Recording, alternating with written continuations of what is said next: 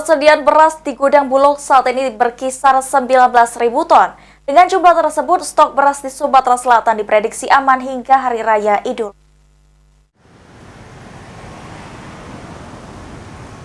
Sebagai upaya mengantisipasi terjadinya kenaikan harga beras di Sumatera Selatan, khususnya menjelang puasa dan Hari Raya Idul Fitri, Perum Bulog Kanwil Sumsel Babel pastikan ketersediaan beras aman. Rasiwan, wakil pemimpin wilayah Perum Bulog Kanwil Sumsel Babel mengatakan, kebutuhan beras Sumatera Selatan dan Bangka Belitung dalam kegiatan penugasan, setiap bulannya Bulog menyiapkan sebanyak 7.000 ton beras, yakni untuk bansos sebanyak 6.100 ton dan beras SPHP sebanyak 1.500 ton setiap bulan. Stok beras yang berada di gudang Bulog Kanwil Sumsel Babel sebanyak 19.000 ton, sehingga dipastikan stok beras di Sumsel aman hingga Hari Raya Idul Fitri.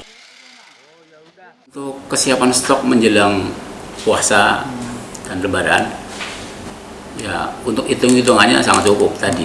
Dari kebutuhan 12.000 kami ada stok 19.000. Ya. Jadi masih sangat cukup untuk kebutuhan di Sumatera Selatan sampai puasa dan Lebaran.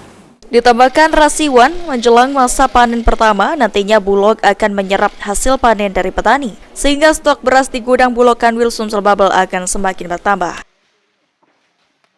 Eki Saputra, PAL TV.